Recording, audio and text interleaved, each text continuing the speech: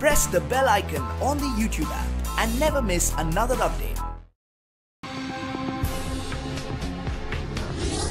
I'm Nareem Ben, back here with Debrief and back with the biggest defense contract in Israel's history. That's what it's being called. India has signed a deal with Israel Aerospace Industries valued at over $1.6 billion. The crux of it, advanced air and missile defense systems for the Indian Army.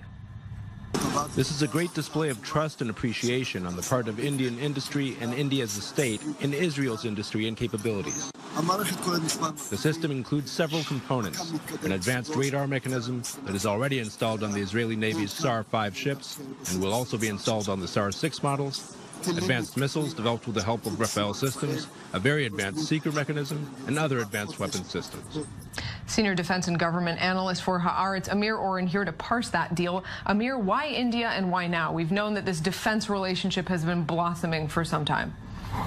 Well, it's not fake news by any measure. It's real, but it's also rehashed. If you go back a couple of years, every few months you would hear about this particular deal of a couple of $1 billion, sometimes $2 billion, sometimes 2.5, sometimes 3. It's going to be signed now, and it was announced by the industry now, because India, for various reasons, wants to solidify its relationship with the Netanyahu government. The governments are ideologically akin. It's very interesting because there are similarities between the Congress Party and the Labour Party in Israel. Both led national liberation movements from the British. Both ruled India and Israel respectively between 1947 and 77, but only under right-wing governments did the countries grow closer. It's interesting because a lot of times defense deals and economic deals don't necessarily line up with policy. You have Israel reportedly doing a lot of defense deals in the dark with Gulf countries, for example. So in this case, you think the politics actually line up with the economy? Yes, but you also need policy guidance, even if it's covert.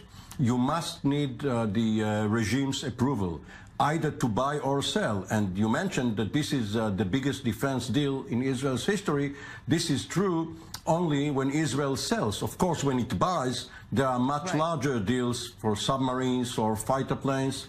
And Israel developed 15, 20 years ago a system to protect its own missile boats. It's called Barak 8. It's a surface-to-air missile which protects vessels. India found that this is very good for its own navy. It also has an aircraft carrier. A few years ago, there was a corruption scandal in India. The defense minister at the time, George Fernandez, was implicated, and several deals with Israel were frozen. Later, the governments changed, personnel changed, and it was revived.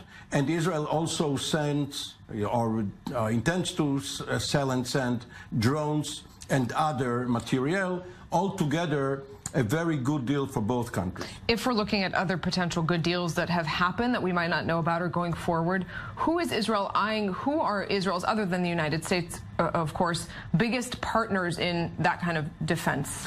Israel does not find Western Europe to be very attractive for its industries for two reasons. The Western European countries have defense industries of their own. They are competing with the Israeli industry, and their politicians do not like various aspects of Israeli policy, which leaves Israel with either Asia, countries like Singapore, sometimes you hear about Indonesia, Taiwan, South Korea, or Latin America.